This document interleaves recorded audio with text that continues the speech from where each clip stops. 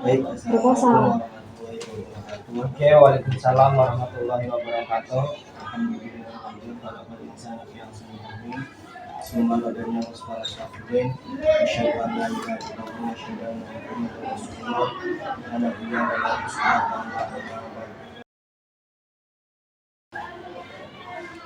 Alhamdulillah pada hari ini saya Fadil dan bersama teman saya yaitu Faisal Fahri dan Abdullah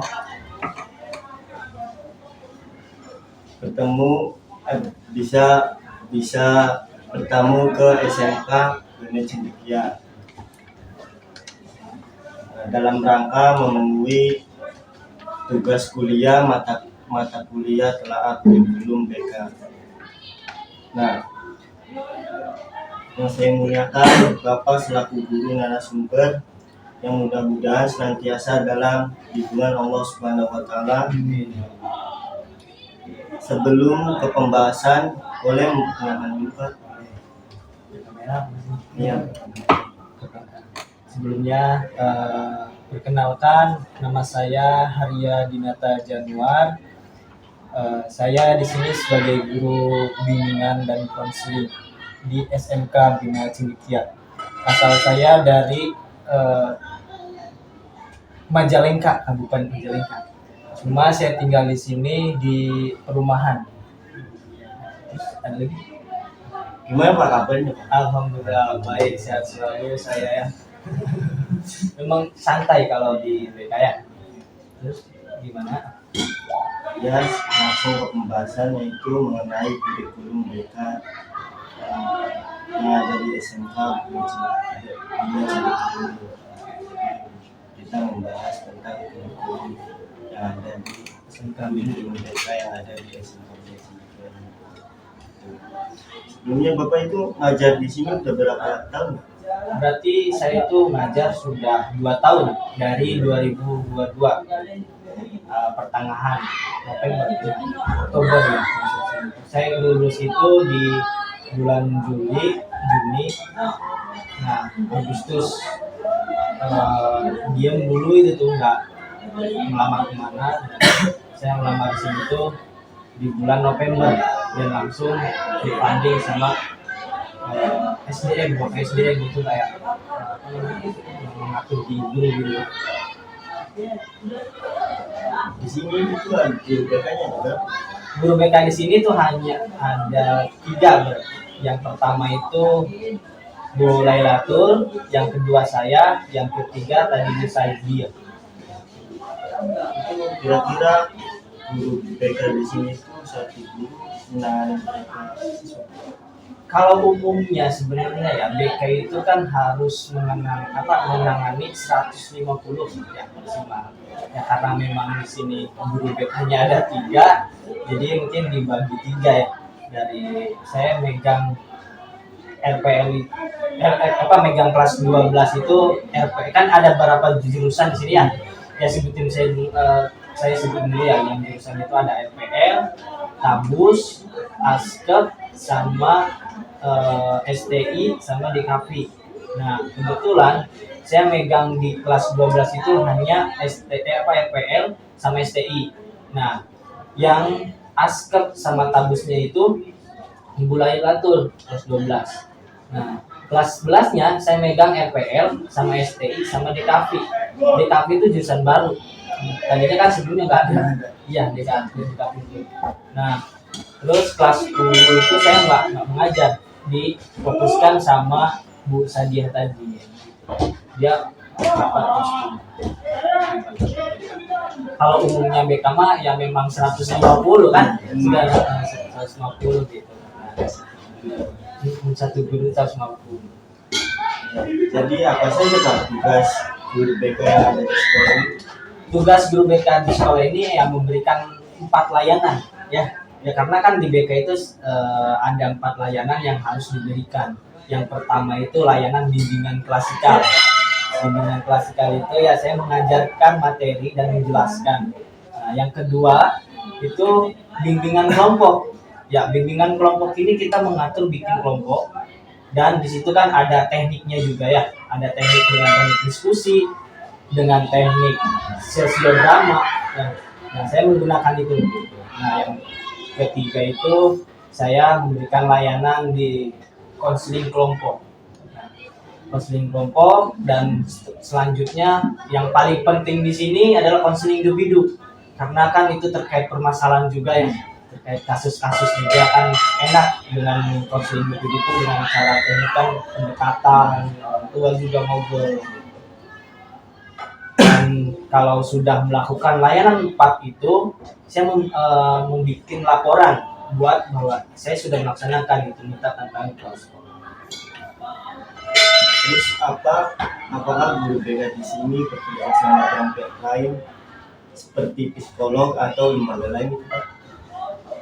Kalau ke psikolog sih tidak ya, cuma di sini kan paling kita bermusyawarah sama guru BK sama-sama ketika ada kejadian apa dan jadwalkan, dan atau kalau misalnya benar ini kasus atau gimana, saya ngobrol sama kerjasamanya sama kesiswaan semoga gitu. Atau saya juga ngobrol sama wali kelasnya untuk gimana anaknya ada masalah tuh, membantu wali kelasnya. Tinggal ada kerjasama.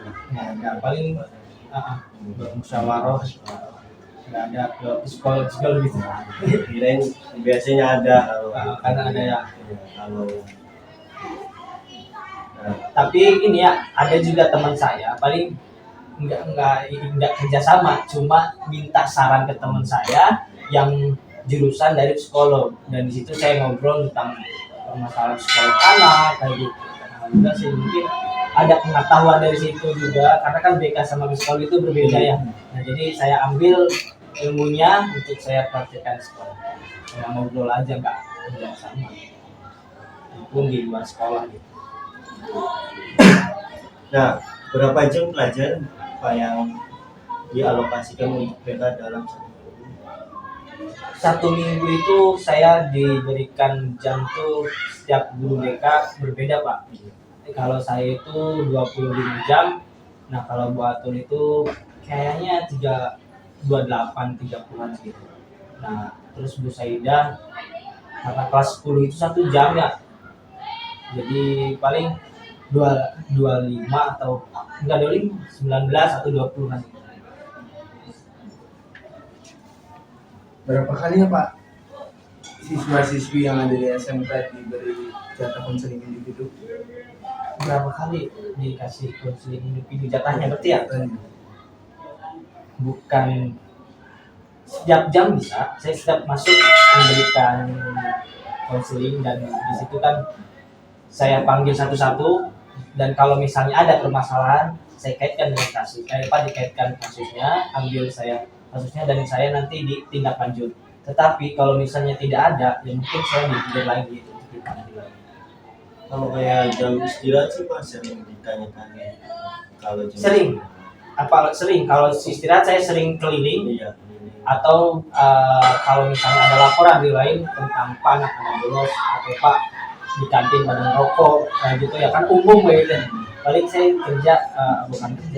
saya sebagai BK-nya langsung bertindak gitu ke tempatnya atau memanggil anaknya ke ruangan BK dan dikasih pendekatan ya, ngobrol dengan intinya konseling individu juga, kasih nasihat, motivasi gitu. Bagaimana ya Pak peran guru BK dalam membantu siswa mencapai profil pelajar Pancasila? Membantu mencapai profil pelajar Pancasila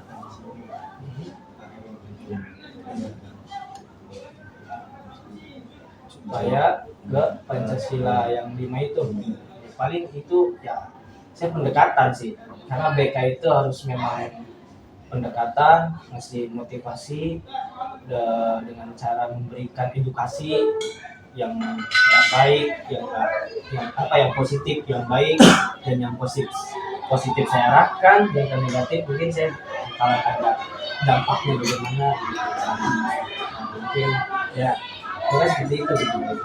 Dan kalau misalnya di keagamaan mungkin beda lagi.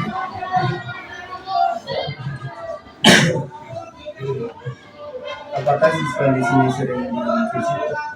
Oke, kompetisi itu memang ya wajib bagi BK karena termasuk program BK juga gitu.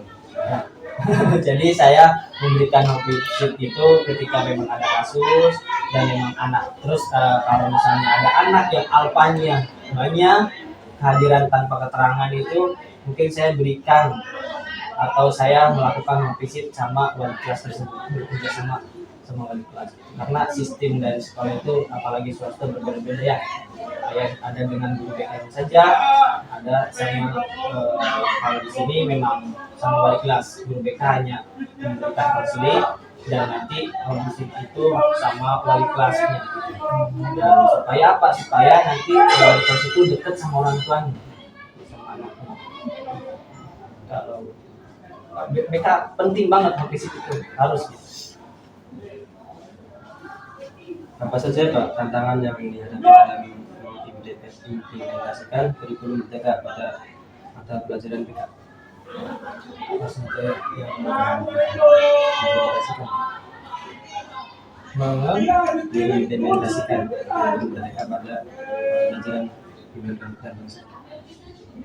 apa ya contohnya bagaimana maksud dari itu kayak itu gimana caranya itu apa mengimplementasikan kurikulum merdeka pada pelajaran itu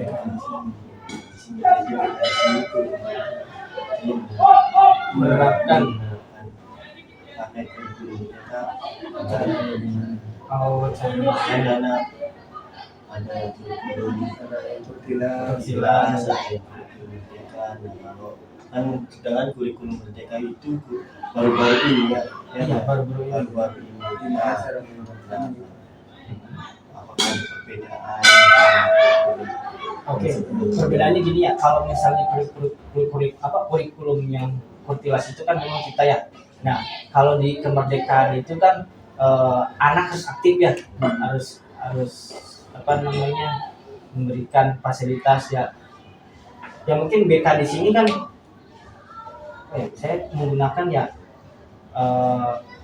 ya layanan itu gitu dengan cara anak itu memahami materinya gitu. Nah kalau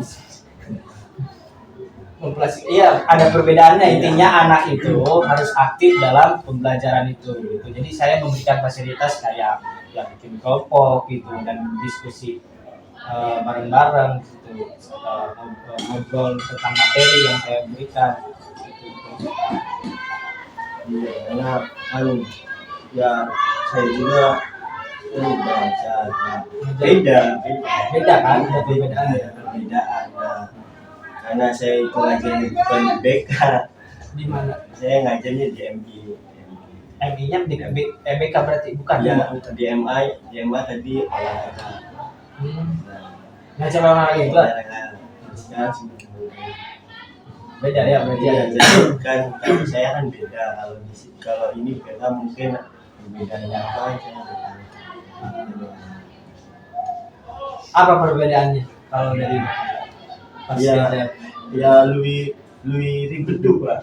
Kalau ini ya udah saya karena ya baru terus harus berubah lagi harus ya jadi Iya. ikutin program aja udah Nah, ikutin program yang jadi udah minta ada hasil merdeka tuh ya merdeka belajar tuh kayak ada hasilnya gitu kayak Iya. P5 kan Iya. jadi harus ada perubahannya sesuatu misalnya contohnya kan dari BK kan ada perubahan dari sikap ya tadinya dari sikap yang mungkin males kayak gitu kan ada bentuk semangat sekolahnya lagi kayak gitu apa berbeda apa gimana Iya, kalau di sana kalau pas kurikulum 12 kan itu apa saya biasanya ya sesuai yang ada di itu ya ada di silabus.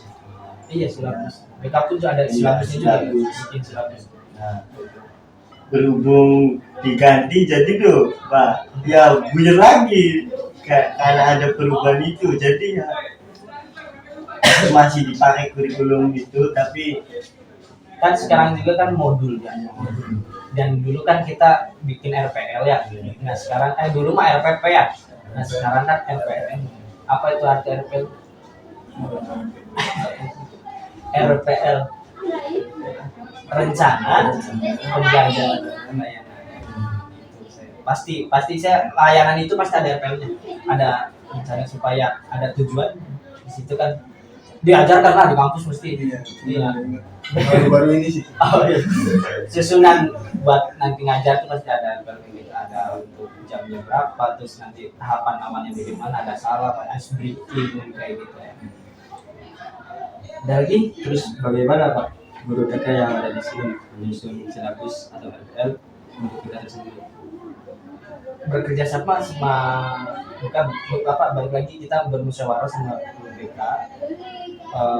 Silabus itu saya berbicara sama guru BK dan menyusun gitu dengan cara melihat kondisi di sekolah kita gitu. Kan menyesuaikan dulu apa yang kita sekolah dibutuhkan, saya bikin situ. Terus apakah guru BK di sini mempunyai rapot tersendiri? Apa rapot kayak gimana? Misalnya punya Adem gitu, administrasi kayak gitu, kayak apa buku kasus apa Nilai BK ada nilai BK-nya tuh bisa dari lapor yang di sekolah. oh sama kayak mapel. Jadi berarti kan di sini tuh BK itu disamakan kayak mata pelajaran. Jadi harus nanti itu kita bikin soal, bikin penilaiannya juga buat anaknya. Dan dari saya penilaiannya dari ya soal itu ada. Pokoknya BK di sini kayak apa namanya mata pelajaran. Jadi sama gitu harus bikin silabus, kayak gitu dan nanti bisa apa pemahaman nanti bikin soal untuk ujian begitu dan ada nilainya dan di situ ada tersantum rapotnya di rapotnya itu ada nilai bimbingan profesor. mungkin barangkali di sini itu ada guru sendiri dan orang tua Disatuin sama rapot. kalau kita di sana kan kayak Kiwati itu punya prestasi sendiri jadi beda dengan capaian jadi desain tuh Bisa satu berarti ini di desain itu Pak itu saja yang itu apa yang saya sampaikan dan kurang lebihnya mohon maaf Pak sudah mengganggu ya sebelumnya juga terima kasih sudah datang di SMK Manajemen ini ya, semoga apa yang saya sampaikan bermanfaat ya. Mungkin ada kekurangan atau kelebihan saya mohon maaf ya, karena namun saya juga sama-sama belajar juga di sini gitu. Sama-sama cari ilmu juga, sama-sama kerja gitu. Yang mungkin yang dari saya cukup ya, nanti dilanjut. ya Assalamualaikum warahmatullahi wabarakatuh. Waalaikumsalam.